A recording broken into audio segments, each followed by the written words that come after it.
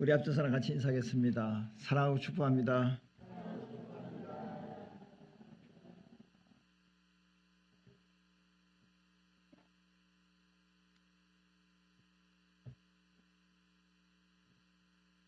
인사 다 끝났습니까? 네. 괜찮습니다. 설교를 인사로 그냥 끝내도 됩니다. 예. 예. 웃으면 뭐가 와요? 인사하면 뭐가 와요? 안녕 인사하면 뭐가 와요? 웃는 것이 별거 있겠습니까? 인사하는 게 웃는 거죠. 예. 기쁨이 마음의 평강이 없으면 인사하는 것 자체도 힘들어요. 별것 아니지만 안녕하세요 인사만 잘해도 뭐가 들어와요? 돈이 들어옵니다. 인사만 잘해도 일로와 일로와 아유 이 녀석이 인사를 너무 잘해. 어른들 보면 인사를 너무 잘해. 사탕 먹으면 이빨 썩을 수도 있으니까 야 먹을 것도 어른들이 준다고요. 그러니까 다른 거 할 것도 없고 오늘부터 뭘 확실하게 하느냐, 인사라도 확실히 하자. 앞집 뒷집 옆집에 살아도 엘리베이터 타고 올라가다 내려가도 사람 만나도 인사 안 해요. 우리 교회 교우들이 교회에 나왔을 때 우리가 예전에 비해서 참 소수가 이렇게 모일 수밖에 없는 그런 환경이 있지만 마음만 먹으면 주일날 한번 얼굴 보는데 그래도 애들부터 어른까지 애들은 좀 죄송한데 아이부터 어른까지 그래도 인사라도 한번 다 하고 가야 되지 않겠습니까? 그래요 그래요. 맞아요 맞아요. 할 거예요 할 거예요. 언제부터 할 거예요? 할렐루야. 예배 끝나자마자 정신없이 주랭랑 치지 마시고 밥은 못 먹고 가더라도 인사라도 하고 가야 되겠다. 인사라도. 우리가 이제 그 5월 한 달은 가정의 달인데 주제가 뭐냐면 주제가 한 가지예요. 하나님의 성품입니다. 근데 이제 6월 달부터는 다른 주제로 이제 한 달 동안 또 3개월에 거쳐서 또 말씀을 같이 나누게 되겠지만 하나님의 성품. 첫 번째 우리가 나눈 거는 사랑이에요. 두 번째는 뭐냐면 거룩이에요. 저와 여러분들이 오늘 주일날 이 날을 특별한 날로 구별해서 예배 드리는 날로 만사를 다 제껴놓고 사업이든 직장이든 학업이든 뭐든 다 제껴놓고 오늘은 무슨 날이라고요? 주일이다. 주일은 무슨 날이에요? 주님의 날이다 말이에요. 내 날이요 주님의 날이요. 그러면 주님의 날을 뺏으면 돼요 안 돼요? 예 그렇죠. 그래서 이 날은 무슨 일이 있더라도 어디 나온다? 교회에서 뭐한다? 예배 드린다. 딱 못을 박아야 돼. 제가 지난주에 여기 우리 식당에 갔어요. 우리 교인들 중에 식당하는 분 교회 가서 지난주 교회에 빠지셨는데 이번 주로 나오셔야 되지. 이번 주도 친척 중에 결혼식 있대요. 제가 이야기했어요. 결혼식 있으면 일단 뭐 할 수 없이 갔다 와야 되겠지만 내일 새벽 기도라도 나오세요. 주일을 못 지켰다면 새벽 기도라도 나와서 주일을 예배드리 못한 거를 채워야 됩니다. 그리고 다음 주부터는 사업이든 뭐든 다 내려놓고 무슨 일이 있더라도 주일은 죽어도 지켜야 된다. 어째도 지켜야 된다고요? 죽어도 지켜야 돼. 어떤 분이 이제 청년인데 교회를 나오다가 참 피치 못할 어려움을 겪고 결국에는 세상을 떠나게 됐는데 내가 없는 사이에 그 친구가 그래도 죽고 난 이후라도 교회 한 바퀴 돌고 갔으면 좋겠다. 그래서 죽고 난 뒤에 교회를 한 바퀴 돌고 갔다는 이야기를 나중에 듣게 됐습니다. 나중에 듣게 됐는데 이 거룩이란 것은 세상 사람들과 구별되어 사는 게 거룩이거든요. 눈에 띄네. 우리는 예수 믿는 사람은 세상에 살 때 안 믿는 사람의 뭐에 띄어야 돼요? 눈에 띄어야 돼. 어떤 면에서 나쁜 점에서 눈에 띄는 게 아니고 어떤 면에서요? 야, 뭔가 다르다. 뭔가 다르다. 그게 거룩입니다. 그리고 전능하신 하나님에 대해서 전지하신 하나님. 여기 계신 분들이 무슨 생각을 하고 뭘 하고 있는지 하나님은 다 아신다 모르신다? 다 알아요. 아무도 안 보는 깜깜한 밤에 으스한 골목에서 내가 무슨 짓을 하든지 그곳에서도 주님은 계시면서 이게 편지인데 다 알고 계세요. 이런 하나님의 성품에 대해서 우리가 3주에 거쳐서 말씀을 나누는데 오늘은 뭐냐? 오늘은 마지막 하나님의 성품에 대해서 불변의 성품. 하나님은 어떤 분이라고요? 불변하신 분. 야고보서에 보면 하나님은 회전하는 그림자도 없으시다고 그래요. 하나님은 불변하시다. 그러면 사람들은 불변할까요? 사람들은 변할까요? 조석지변으로 변해요. 아침에 마음 먹었는데 점심 먹고 저녁 되면 변해 있어. 좋게 변화되면 좋은데 어떻게 변화되어 있어요? 나쁘게 변화될 때가 많아. 사계절의 변화도 있고 그리고 이 시대의 풍속의 변화도 있고 요즘에는 옷 스타일도 옛날 풍으로 돌아온다 그러는데 나는 몰랐는데 옛날에 무슨 메이크가 좋았는데 그래 아이들도 돈 없어도 그 메이크를 입고 가야 되는가 봐요. 안 그러면 좀 왕따 당하고 무시해 당하니까 돈 없어도 그 브랜드 그 옷을 입고 가야 되는데 근데 요즘에는 또 뭐 선전하면 곤란하니까 어떤 디다스인가 뭐 같은 그런 비슷한 거 예, 그게 또 인기가 있다고 네, 아짜는 빠뜨렸습니다만 어쨌든 간에 그게 또 인기 그 돌고 돈다는 거예요. 예? 이게 변화된다는 거예요. 변화된다. 근데 안 변화되는 분이 계시는데 그분은 하나님이야. 이 창조 세계도 막 변화되고 또 시대가 가면 또 변화되고 사람도 변하고 나도 변화되고 1년 뭐 안에 변화도 되지만 아니 아침 저녁으로 우리가 변화된다니까요. 그런데 하나님은 사랑의 변화가 변화되지 않고 거룩의 변화가 변화되지 않고 전능 전지 편재 이런 모든 것에 불변하신 하나님입니다. 불변하시다. 그러면 어떤 것에 대해서 이제 불변하느냐? 하나님은 조정 당하세요? 조정 안 당하세요? 제가 오늘 지금 이 시간에 이제 리모컨을 가지고 지금 여러분들 PPT를 지금 이거로 조정을 해요. 조정을.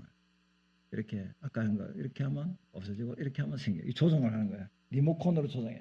그러면 이 우리의 리모컨으로 하나님을 조정할 수 있다 없다?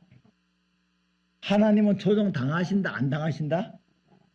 그러면 누가 컨트롤 조정을 당해야 되죠? 그런데 우리는 누구를 조정하려고 그래요?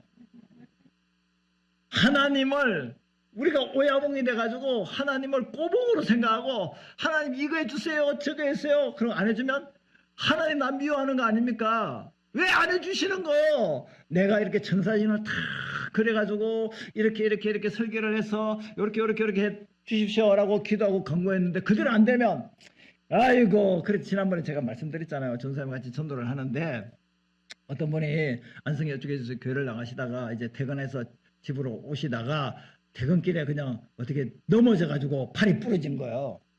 근데 그것도 모르고 예수 믿으세요 하니까 아이고 예수 믿어도 하나님이 난 넘어지게 해서 발 부러뜨렸는데 보호해 주시도 않은데 무슨 예수를 믿는다고 도움이 되겠냐. 자기가 제대로 못 보고 넘어져도 책임은 하나님께 있는 거예요. 그래서 오늘 본문에 보면 발락이라는 모압왕이 있었어요. 이스라엘 백성들이 출애굽을 해서 이제 가나안 땅에 들어가기 바로 전에가 이제 모압 땅인데 이제 모압 왕이 이제 위기 의식을 느낀 거예요. 왜 위기 의식을 느꼈냐면 이스라엘 백성들이 승승장구하면서 계속 몰려서 이제 가나안 땅으로 들어가게 되니까 들어가는 인문에 모압이 있어요. 그러니까 모압 왕의 입장에서는 야 이스라엘 나라가 침략하면 우리가 점령당하면 우리 나라가 끝장난다. 그래서 이 발락이라는 모압 왕이 꾀를 썼습니다. 무슨 꾀를 썼냐면 발람이라는 점쟁이 예언자라고 하고 선지자라고 말하는 이방인 점쟁이가 있었는데 이 발람을 매수했어요. 발람아 이리 좀 와봐. 내 돈 좀 많이 줄 테니까 이스라엘 백성들에게 저주를 퍼부어라. 저주를 퍼부어라. 그런데요 놀라운 일이 있어요.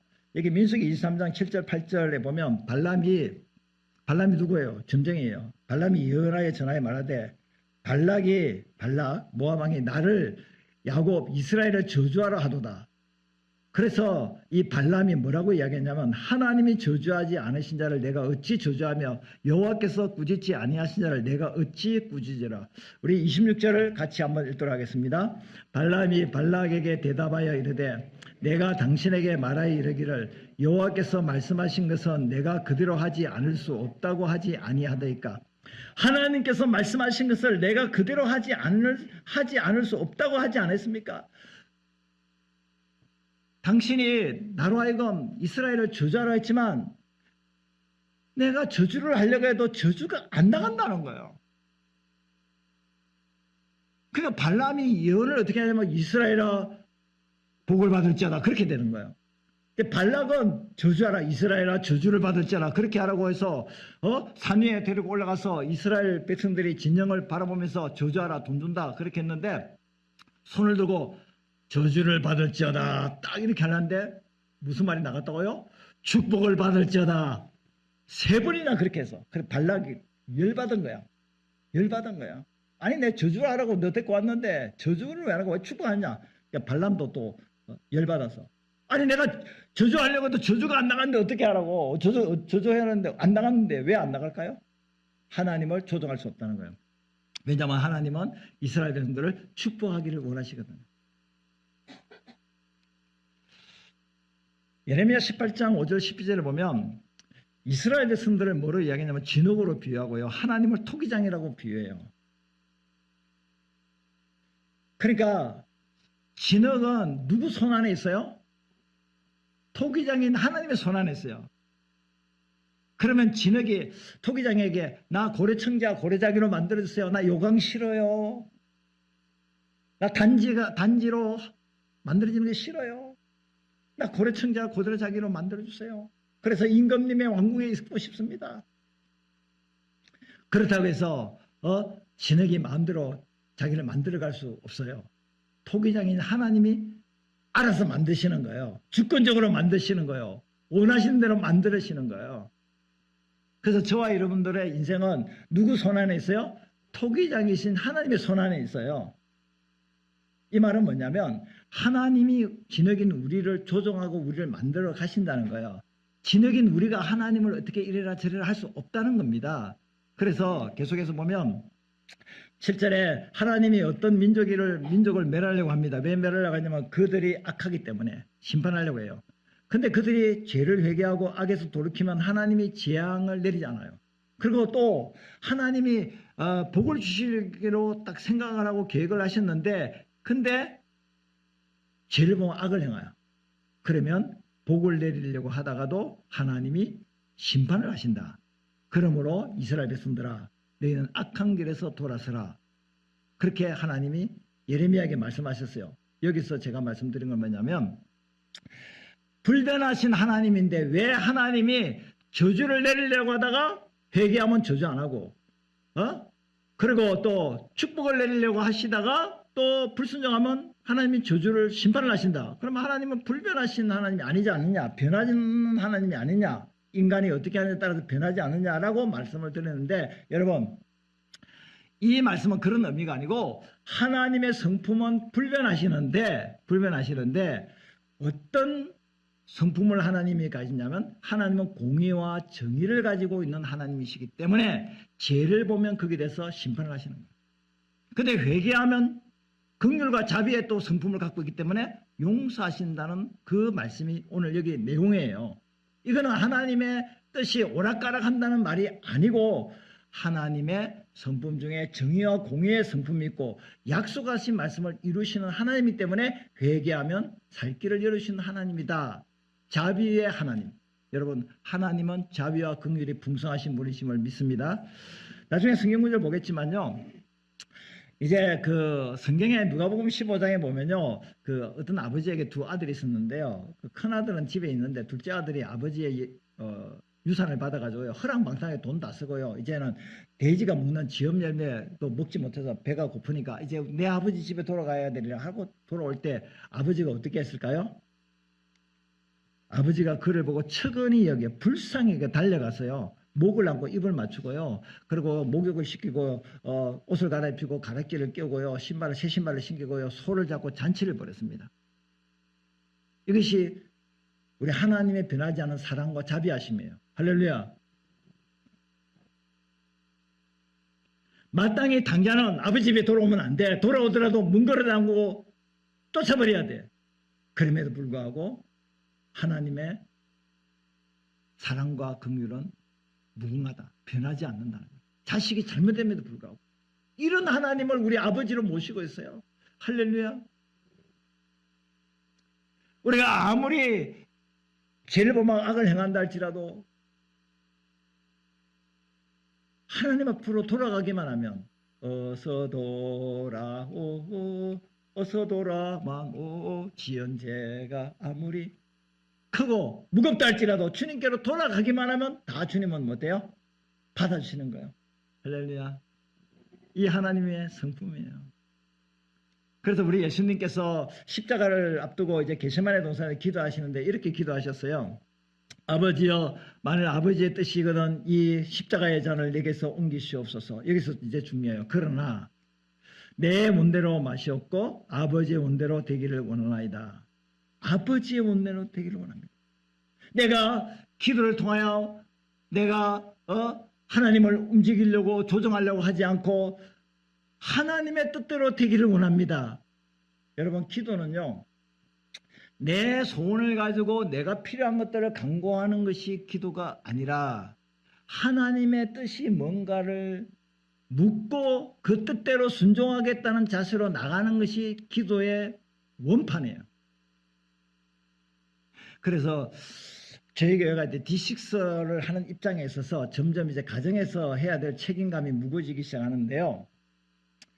가정에서 이제 집에서 경청의 방을 이제 만들어야 돼요. 액자로 만들든지 뭘 코팅을 해서 나눠드린지 할 테니까 안방이 되든 작은 방이 되든 옷방이 되든 거실이 되든 베란다가 되든 따로 조그만한 기도방 할 만한 그 어떤 코너가 있다면 어떤 분은 이렇게 이야기를 해요.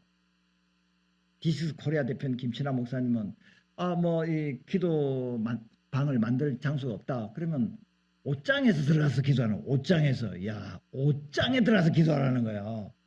경청의 방이 없으면 그 정도로 교회에서만 기도하는 방을 만들지 말고 집에서도 내가 퇴근해서 들어오면 그 방에서 기도하고 또 출근하기 전에 그 방에서 기도하고 나가는 그 지성소가 되는 하나님을 만날 수 있는 공간을 가정에서도 만들어야 된다. 베란다가 되든 어디든지 2층 집이라면 계단 코너에도 만들 수가 있다. 십자가 하나만 걸어놓으면 되고 성경책 하나만 펴놓으면 되고 메모지 하나 가지고 기도하면서 감동되는 거. 그런데 제가 말씀드리는 것은 기도의 방이라 하지 않고 은혜의 방이라 하지 않고 무슨 방? 경청의 방이랬다. 경청이 뭡니까? 듣는 것이 경청이에요. 그러니까 우리가 기도할 때 하나님 오늘 누구를 만났는데 무슨 말을 하고 어떤 일들을 성사하는데 어떻게 하면 좋겠습니까? 물으라는 거예요. 누구한테 물으라고요? 하나님께 물어요. 묻는 기도를 하시기 바랍니다. 어떤 분은 교회에 와서 기도를 해요. 1시간 동안 기도합니다. 따발총까지 기도합니다. 하나님 어쩌고 땡 안녕 딱 나와. 그리고 하나님 내 기도 응답 안 해주십니까? 나 시험 들었습니다. 나 기도 안 해요. 근데 이제 하나님이 딱 말씀하려고 하는데 벌써 기도 끝하고 가버렸어. 하나님의 음성도 안 듣고 가버렸어. 무슨 기도요? 하나님을 우리가 조정하려면 잘못된 기도죠. 그러면 우리가 기도를 할 수 있지요. 내가 필요하고 원하는 어떤 청사진을 제시해서 설교대로 이렇게 만들어주세요라고 기도할 수 있겠지요. 그러면 그 다음에 누구 말 들어야 된다고요? 하나님의 음성을 들어요. 야, 내가 설교도 보니까 잘했는데 요 설교도는 요렇게 바꾸라. 청산이 여기 잘못됐다. 수정을 해주시잖아요. 그리고 이건 잘못된 설교도니까 싹 폐지 없애버려. 내가 다시 그려줄 테니까 요렇게 해라. 말씀하시잖아요. 그러니까 항상 기도를 할 때 어떻게 해야 되면 주여, 따라합시다. 주여, 말씀하옵소서. 주의 종이 듣겠나이다. 이것이 경청의 방이에요. 우리 예수님이 그렇게 기도를 해서 십자가를 지심으로 우리에게 구원의 길을 열어주셨잖아요. 나 십자가 지기 싫어요. 너무 힘들어요. 나 죽고 싶어요. 나 십자가 안 져요. 내가 죄도 없는데. 그러면 아버지의 뜻도 이루지 못하고 우리가 구원을 못 받는데 아버지의 뜻대로 되기를 원합니다 라고 했으니까 예수님이 십자가에 죽을 수 있고 우리가 구원을 얻을 수 있고 아버지의 뜻을 읽고 또 죽으실 뿐만 부활하고 영광의 자리에 앉게 되는 놀라운 역사가 일어난 거 아닙니까? 그러므로 우리가 하나님의 성품 중에 하나가 뭐냐면 하나님을 조정하지 마라. 하나님을 내 뜻대로 내 생각대로 그렇게 꼬봉으로 취급해서 나를 섬기는 자로 하지 말고 네가 하나님의 표준에 맞추라. 하나님께 맞추는 삶을 살아가는 저와 여러분들이 되어야 될 줄로 믿습니다. 두 번째는 하나님은 뭘 하지 못하신다고요? 거짓말을 하지 못해요. 하나님은 전능하신 분이지만 욕도 못하시고 죄도 못 지으시고 또 거짓말도 못하셔. 근데 우리는 거짓말을 잘해요. 근데 하나님은 거짓말을 못해요. 한다면 하세요. 안 한다면 안 하세요. 하나님은 계획한 바대로 뜻한 바대로 그대로 실행하시는 분이에요. 그래서 민수기 23장 19절에 보면 이제 발람 이제 연자가 이렇게 이야기해요. 하나님은 사람이 아니시니 거짓말을 하지 않으시고 인생이 아니시니 후회가 없으시도다. 어찌 그 말씀하신 바를 행하지 않으시며 하신 말씀을 실행하지 않아요. 한 대로 안 하는 것은 거짓말증이잖아요. 여러분 하나님이 거짓말증이에요? 그럼 하나님이 아니죠. 진리가 아니죠. 그리고 히브리서에 보면 하나님은 그 뜻이 변하지 않는데요. 확실하게 보정하시는데 하나님이 거짓말하실 수 없기 때문에 우리에게 무엇이 있어요? 소망을 가질 수가 있어요. 그러니까 소망 때문에 큰 안위를 얻을 수 있어요. 이 말은 뭐냐면 히브리서는요. 이스라엘 백성들이 이제 유대교로 있다가 예수 믿고 구원받아서 크리스찬이 되었어요. 기독교인이 되었어요. 근데 너무 신앙생활하기가 어려워요. 핍박과 환란이 있어요. 그러니까 아예 예수 믿는 게 힘들다. 이제 그냥 예전에 믿던 유대교로 돌아가야 되겠다. 그런 유혹이 있었어요. 그래서 히브리서 저자는 하나님은 불변하시다. 너희들에게 하나님이 소망을 갖도록 천국 소망을 주지 않느냐. 그러므로 어떤 힘들고 어려움이 있다 할지라도 천국 소망을 갖고 이 어려움을 이겨라. 그 소망이 있는 자에게는 큰 안위가 있다. 위로가 있다. 힘들고 어려워도 소망이 있으면 살아갈 수 있어요. 따라합시다. 소망이 있으면 살 길이 있다. 우리의 삶을 소망이 이끌어 간다는 거예요. 왜? 환난과 핍박을 당하고 앞이 캄캄하면 내일이 안 보이고 소망이 없으면 죽는 길밖에 없잖아요. 근데 소망이 나를 이끌어 가는 거예요. 소망이. 그래서 소망을 뭐라 하냐면 영혼의 닻이다 이렇게 표현하고 있습니다. 여러분 큰 군함을 보면 그 배 앞에 양쪽에 여기 하나 달리고 여기 두 개가 달렸어요. 큰 배는. 그래서 하나를 딱 닷을 내리면 배가 견고하게 딱 서 있지요. 조류에 흔들리지 않고 바람에 흔들리지 않고 또 이제 표류하지 않고 이제 닷을 내리면 배가 요동하지 않고 딱 서 있습니다. 그러고 군함은 큰 군하면 닷을 하나 더 내려요. 그러면 더 견고하고 앞에 닷을 내릴 수 있고 뒤에도 닷을 내릴 수 있어요. 그러니까 예수 믿고 구원받은 우리에게는 소망이라는 닷이 있다는 거예요. 그 닷은 소망의 특징이 뭐냐면 튼튼하다. 닷이니까. 그리고 견고하다. 그리고 우리가 예수님이 들어가신 그 하늘 지성소인 천국에 예수님 따라서 우리도 들어갈 수 있다. 천국에 대한 소망이 우리에게 있다는 거예요. 아무리 환난이고 핍박이 있고 어려움이 있다 할지라도 우리에게는 소망이 있는데 그 소망은 영광의 소망인데 고린도서 1장 27절에 보면 이 비밀의 영광이 뭐냐면 예수님인데 너희 안에 계신 그리스도가 비밀의 영광인데 바로 영광의 소망이다. 여러분 예수 믿고 구원받은 우리의 심령에 누가 계십니까? 예수님이 계세요. 따라합시다. 내 안에 주님이 계신다. 내 안에 주님이 계세요. 그러면 그 예수님이 다른 말로 영광의 소망이라는 거예요. 예수님이 그냥 소망이 아니고 영광의 소망. 어떤 의미에서 영광의 소망이냐면 천국으로 인도하시는 죄도 없고 고통도 아픔도 없는 그 나라를 인도하시는 영광의 나라를 인도하시는 그 소망이 바로 예수님이라는 거예요. 그렇기 때문에 그 소망에 다시 있는 사람은 어떤 시련과 고통과 아픔이 있다 할지라도 믿음이 흔들린다? 안 흔들린다? 튼튼하고 견고하다니까요. 근데 예수 그리스도를 소망으로 삼지 않으면 비바람이 몰아치고 환란의 비바람 또 뭐 시련의 비바람 삶이 어렵게 되면 신앙이 그때부터 흔들리기 시작하고 교회를 가야 되나 말아야 되나 예수를 믿어야 되나 말아야 되나 요동친다는 거예요. 그러기 때문에 우리에게는 튼튼한 견고한 닷이 있는데 그 닷이 예수 그리스도라는 거예요. 그분이 우리에게 뭘 주시기 때문에요? 영광을 주시기 때문에요. 그래서 아브라함이 하나님 부름을 받을 때요. 믿음으로 순종해서 갈 바를 알지 못하고 영원한 천국을 바라보면서 그 땅이 육신적으로는 가나안 땅이지만 천국을 바라보면서 떠날 수 있었어요. 어느 날 이제 하나님이 아브라함에게 아브라함아 너 고향 친척 아버지 집을 떠나라. 그럴 때 아브라함이 75세 때 하나님의 부름을 받고 아멘하고 떠났어요. 근데 여러분 하나님 어디로 갈까요? 정처 없이 막 떠날 수는 없잖아요. 그런데 하나님이 떠나니까 무조건 보따리 샀어. 하나님이 가라니까 무조건 집 나서서 갔어. 할렐루야. 여러분들은 그렇게 할 수 있을까요? 없을까요? 하나님 이 정동 고향을 왜 떠나라 하는 겁니까? 그리고 가려면 어떻게 내비게이션으로 어떻게 뭐 길을 가이드를 하시든지 목적지를 이야기하시든지 가라는 이유와 목적과 가면 무슨 복을 준다고 다 설명하고 이야기를 하셔야지 무조건 집 나가서 가라 그러면 대책 없이 가겠습니까? 하나님은 뭐 대책 없는 양반이시네. 대책 없는 양반. 우리가 이 일을 제기할 수 있잖아요. 근데 하나님은 뭐 하지 않은 분이라고요? 거짓말하지 않은 분이잖아요. 그럼 떠나라면 떠나라는 이유가 있을 거 아닙니까? 그러면 떠나면 복이 될까요? 복이 될까요? 그렇죠. 그럼 하나님은 거짓말하지 않으니까 그대로 아브라함은 순종했어요. 그래서 히브리서 11장 13, 16절에 보면 약속을 받지 못했지만 아직까지 손에 잡힌 것은 없지만 어떤 소망을 하냐면 더 나은 본향인 하늘의 소망을 가지고 아브라함은 순종하면서 나갔다는 거예요. 그래서 우리 예수님께서도요. 히브리 12장에 보면 믿음의 지 온전케 하신 예수님을 바라보자. 여기 현수막에도 있습니다.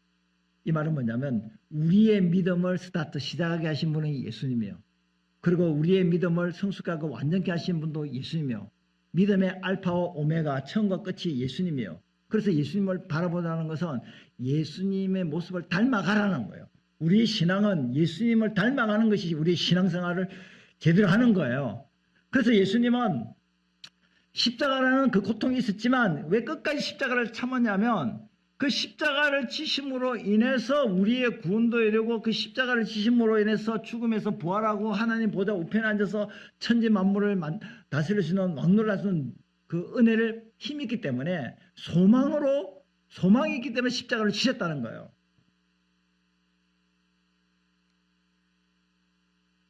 그래서 저도 그렇고 여러분도 그렇고 이 땅에 아무리 삶이 힘들다 할지라도 우리 예수님은 우리 하나님은 거짓말하지 않으신 분이기 때문에 하신 말씀은 반드시 이루시는 분입니다.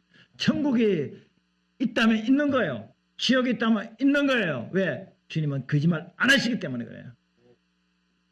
저보고 천국 봤습니까? 물어보세요. 안 봤어요. 지옥 봤느냐? 물어보세요. 안 봤어요. 가봤어요? 물어보세요. 안 가봤어요. 근데 어떻게 알 수 있어요? 우리 하나님은 거짓말 하지 않으시니까. 성경에 천국과 지옥에 대해서 이야기를 하잖아요. 성경에 수많은 약속과 말씀을 하고 있잖아요. 저는 거짓말하지 않은 하나님의 성품, 그 하나님을 믿기 때문에 앞으로 장래의 미래의 영광의 소망이 있다는 걸 믿기 때문에 이 땅에서 시련과 고통과 아픔이 있다 할지라도 그 소망이 내 삶을 이끌어 간다는 거예요. 견고하게 믿음에 서서 나아가게 한다는 거예요. 그 소망이 닷이에요. 닷. 여러분들 집에 액자를 하나 걸어놓으세요. 배 하나 딱 걸어놓든지 여기 그 인터넷 찾아서 닷 치면 나오니까 그걸 프린트 해가지고 딱 이렇게 붙여놓으세요. 그래서 내 믿음이 막 흔들리면 닷을 쳐다보세요. 아, 내가 믿음이 흔들리구나. 내가 또 왜 이렇게 요동치고 변화하려고 자꾸 이렇게 조석 집어넣어 내 마음이 내 심령이 변화될까? 닷을 보면은 그 닷 이꼬로 예수 그리스도예요. 예수님 그림이야 닷. 예수님 말을 보면 견고한 믿음을 갖고 우리가 신앙생활을 승리자로 살아가게 될 줄 믿습니다. 마지막은요. 하나님은 실패하지 않아요. 실패하지 않는다. 창세기 12장 1절 3절 보면 하나님이 이제 아브라함 보고 집을 떠나라고 말씀하죠. 그러면서 약속을 하세요. 큰 민족 된다. 네 이름을 창대하게 한다. 네가 복이 된다. 그래서 네에게 축복하는 자는 복받고 네게 저주하는 자는 저주받는다. 땅의 모든 족속이 자자손손 되도록 너로 말미암아 복을 얻을 것이다. 이렇게 하나님 말씀하셨어요. 실패한다는 말은 뭐냐면 하나님이 약속하는데 약속대로 안 되면 그 실패하는 거예요. 근데 하나님이 실패하지 않는다는 말은 뭐냐면 아브라함에게 자자손손 되도록 엄청난 축복을 주신다고 약속을 했으니까 그 약속을 성취하면 하나님은 실패하지 않은 분이잖아요. 그런 의미에서 하나님은 실패하지 않은 거예요. 약속하신 것을 이루시는 분이에요. 하나님이 천지를 창조했습니다. 에덴 동산을 만드시고 아담과 하와를 두시는데 타락했습니다. 홍수 심판을 내렸습니다. 그럼 하나님은 실패하셨을까요? 하나님이 에덴 동산에서 인간으로 하여금 하나님과 교제하면서 영원토록 살도록 했는데 사단이 들어오고 인간이 타락해서 에덴 동산 쫓겨나고 죄악이 가득해서 홍수 심판으로 노아 식구 8명만 방주에 남겨놓고 다 죽였잖아요. 심판하셨잖아요. 그럼 하나님 실패했겠네요? 그럼 하나님 실패하지 않은 분이면 무슨 일을 해야 되겠어요? 아브라함을 불러세요. 그리고 100세가 됐는데 이삭을 낳게 해요. 그 이삭의 아들이 야곱이에요. 근데 그들이 70명이 애굽으로 갔는데 나중에 200만 300만이 되도록 큰 민족을 이루게 하시고 아브라함의 약속이 그대로 이루어지고 있는 거예요. 근데 바로가 이스라엘 백성을 노예로 삼아요. 근데 모세를 하나님 보내서 출애굽시켜요.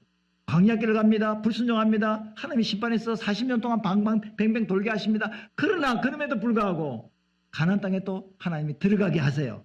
근데 거기서 우상 숭배하고 타락의 길로 걸어서 하나님이 심판을 하세요. 유다가 멸망당합니다. 바벨론에. 근데 70년 만에 다시 또 회복시켜줘요.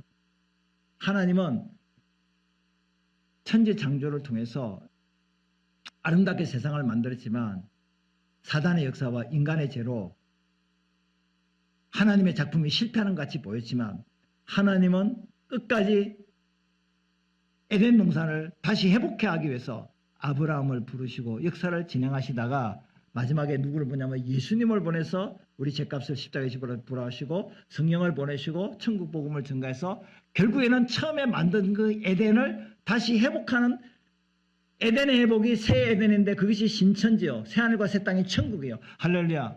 잃어버렸던 에덴 동산을 다시 회복해 하는 것이 성경의 창세기부터 계시록의 이야기라니까요.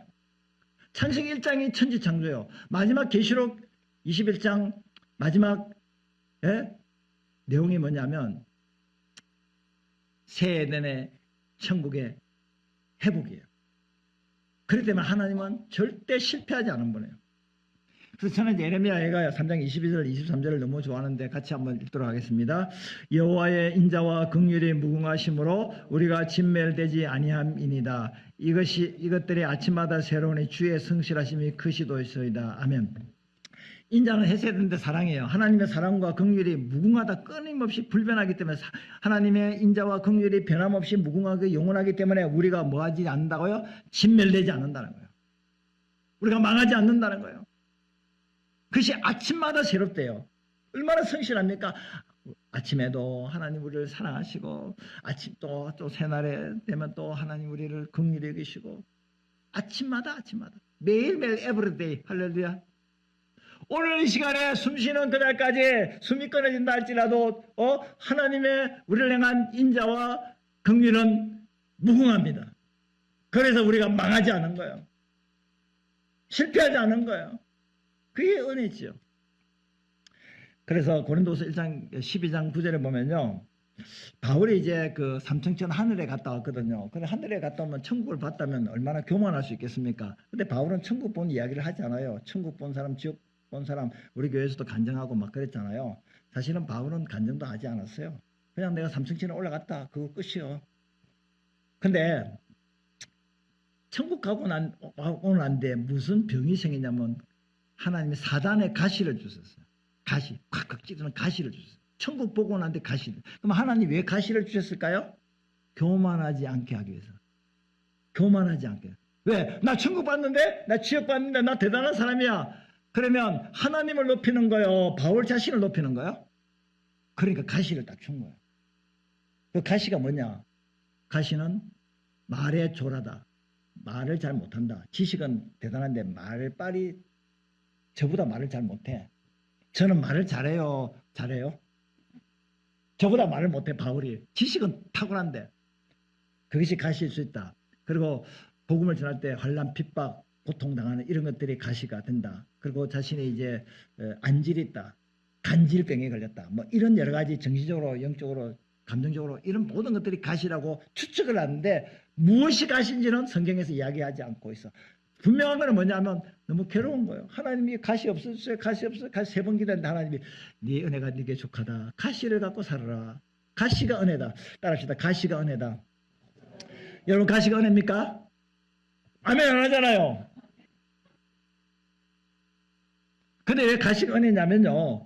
그러므로 도리어 크게 기뻐한다. 왜? 나의 여러 약한 것들을 자랑하는데 왜냐하면 이는 그리스도의 능력이 내게 머물게 하랍니다. 사람이 잘 나가면요. 교만하고요. 자기가 잘된 줄 알고 하나님 안 찾습니다. 근데요. 가시가 있으면요. 그 가시 때문에요. 하나님 나 정말로 착한 일도 못하고요. 나 죄짓는 일은 잘하고요. 나 신앙생활 제대로 못하고요. 하나님 뜻대로 말씀대로 못 살아요. 그러면서 나는 지식에도 그렇고 능력에도 그렇고 나는 정말로 보자고 연약한 자입니다. 라고 깨달을 그 순간에 누구를 더 의지하게 되죠? 하나님을 더 의지하게 돼요. 그것이 능력이라니까요. 나의 능력이 큽니까? 예수 그리스도의 능력이 큽니까? 그러면 누구를 의지해야 되죠? 그럼 내가 강하면 안 의지해. 그래서 가끔씩 아픈 것도 은혜요. 부자 되는 것도 은혜지만 가난하게 되는 것도 은혜요. 내 뜻대로 내 생각대로 안 되고 내가 실패하고 좌절을 맛보고 고통 중에 있는 것도 은혜요. 은혜요.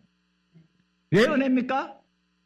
주님 아니면 나는 못 삽니다. 따라합시다. 주님 아니면 나는 못 살아요. 그래서 약한 것을 자랑한다는 것은 약한 것이 좋아서 자랑한다는 게 아니고 약할 때 주님이 내게 더 필요하다는 거예요. 내가 약하니까 주님을 더 의지한다는 거예요. 그래서 내가 강해지는 거예요. 주님 때문에 강해지는 거예요. 약한 나로 강하게, 가난한 날 부하게, 눈먼 자 볼 수 있게 주 내게 그렇습니다. 제가 이제 한 가지 예화만 들고 이제 마치겠는데요. 저는 닉 부이치치가 이제 한국에 처음 왔을 때 제가 이제 직접 가서 이제 간증을 들었고요. 이분이 이제 그 호주 출생인데 태어날 때 선천적 팔다리가 장애를 갖고 있기 때문에 팔이 이제 없는 거죠. 사실 조금 달려 있고 발이 없는 거죠. 약간 달려 있어요. 근데 이제 대학에 학사를 하고 이제 사지가 없는 인생 단체를 설립해서 대표자로 있고요. 이분이 이제 이런 가운데 태어났는데 그 부모님들이 다 신앙생활 하는 분이에요. 야, 하나님이 너를 다 만들었다, 조성했다. 다 하는 뜻이 있다. 그럼에도 불구하고 이런 몸을 가지고 인생을 살아갈 때 어릴 때부터 왕따를 당했어요. 장애 중에서 장애잖아요. 희망이 없잖아요. 그래서 초등학교 3학년 때 자살을 시도하려고 했어요. 근데 어느 날 청소년 때 이제 주님을 만나게 되는데요. 이런 거죠. 네 모습이 그렇다 할지라도 네가 그런 약한 모습을 가졌다 할지라도 나는 너를 사용하리라. 네가 태어난 인생에 목적이 있다. 뜻이 있다. 너는 그런 몸을 갖고도 하나님께 영광 줄 수 있다. 그래서 그때부터 힘을 얻고 용기를 얻고 이제는 복음을 전하면서 희망의 전도사가 됐어요. 소망의 전도사가 되었어요. 그래서 수많은 나라를 다니면서 수많은 사람들에게 희망과 소망을 주는데 지금은 이제 결혼해서 이제 쌍둥이 2 딸과 이제 아들을 가지고 있습니다. 얼마나 행복하게 그렇게 살아가는지 몰라요. 여러분, 우리 하나님은 우리 인생의 실패를 원하지 않아요. 내가 공부를 못하거나 못생기거나 가진 것 없거나 지식이 없고 부족해도 내 모습 이대로 하나님은 나를 사용할 수 있다는 사실이에요. 할렐루야. 큰 사람, 대단한 사람, 능력 있는 사람만 사용하시는 게 아니고 정말로 보잘것없는 내 인생도 얼마든지 하나님 손에 붙들리게만 하면 사용하실 수 있다는 사실이에요. 희망을 잃지 마시고 소망을 잃지 마세요. 나를 만드신 하나님은 절대 실패자가 아니에요. 잘난 사람만 성공자라고 생각하시면 안 되는 거예요. 우리 모두가 하나님의 작품이에요. 그러므로 내가 실패자라고 생각하면 하나님이 실패자라는 말을 하는 거예요. 마지막 성경 말씀. 하나님은 영원 불변하십니다. 조종당하지 않습니다. 거짓말하지 않습니다. 실패하지 않습니다. 예수 그리스도는 어제나 오늘나 영원토록 동일하신 분입니다. 할렐루야.